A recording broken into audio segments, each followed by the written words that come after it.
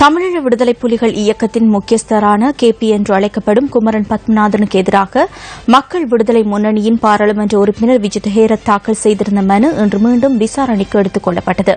மேன்முறையீட்டு நீதிமன்றத்தின் தலைவர் விஜித் மலல்கொட முன்னிலையில் இந்த மனு மீதான விசாரணை இடம்பெற்றது. KP தமிழீழ விடுதலை புலிகள் இயக்கத்தின் முக்கியஸ்தராக செயற்பட்டதுடன் அவர் கப்பல் மூலம் ஆயுதங்களையும் பணத்தையும் சேகரித்து அந்த இயக்கத்திற்கு வழங்கியதாக விஜித் ஹேரத் தாக்கல் செய்துள்ள மனுவில் தெரிவிக்கப்பட்டுள்ளது. குமரன் பத்மநாதன் இழைத்ததாக கூறப்படும் குற்றங்கள் தொடர்பிலான பட்டியல் ஒன்றையும் மனுதாரர் நீதிமன்றத்தில் தாக்கல் செய்திருந்தார். இந்த பட்டியல் தொடர்பில் நகர்த்தல் பத்திரத்தின் ஊடாக 4 அறிக்கைகள் ஏற்கனவே நீதிமன்றத்தில் சமர்ப்பிக்கப்பட்டுள்ளதாக சட்டம் அதிபர் சார்பில் ஆஜரான மேலதிக சொலிசிட்டர் ஜெனரல் ஜயந்த் ஜெயசூரிய குறிப்பிட்டுள்ளார்.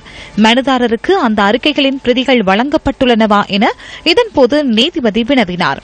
இந்த அறிக்கைகளின் பிரதிகளை மனுதாரர் நீதிமன்ற பதிவாளர் அலுவலகத்தில் பெற்றுக்கொள்ள முடியும் என மேலதிக சொலிசிட்டர் ஜெனரல் இதன்போது கூறியுள்ளார். இந்த அறிக்கைகளின் பிரதிகளை பரிசீலித்து அடுத்த கட்ட தீர்மானத்தை மேற்கொள்வதாக மனுதாரர் சார்பில் ஆஜரான சட்டத்தரணிகள் கூறியுள்ளனர்.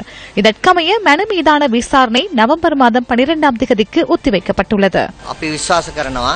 KP தொடர்பிலான முறைப்பாட்டில் உள்ள 193 விடயங்கள் தொடர்பிலான அறிக்கையின் பிரதிகளை பெற்றுக்கொள்வதற்கான உத்தரவு வழங்கப்பட்டது. எனவே அந்த அறிக்கையை பெற்றுக்கொண்டு அதனை ஆராய்ந்து பின்னர் நவம்பர் 12ஆம் தேதிக்கு முன்னர் நீதிமன்றத்தில் விடயங்களை எடுத்துரைக்க எதிர்பார்க்கின்றோம். நாம் நீதிமன்றத்துக்கு எடுத்துக் கூறியது KP நேரடியாக ஆயுத கொடுக்கல் வாங்கல்களில் தொடர்பு பட்டார் என்ற விடயமல்ல. KPA ஒரு சந்தர்ப்பத்தில் LTTE அமைப்பின் தலைவர்களில் ஒருவரானார். நிதி மற்றும் ஆயுத விடயங்களில் பிரதான உறுப்பினரானார். அவர் 2 அரசு தலைவர்களின் கொலையுடன் தொடர்பு பட்டுள்ளார். அதனுடன் தொடர்புபட்ட விடயத்தை நாம் முன்வைக்கின்றோம்.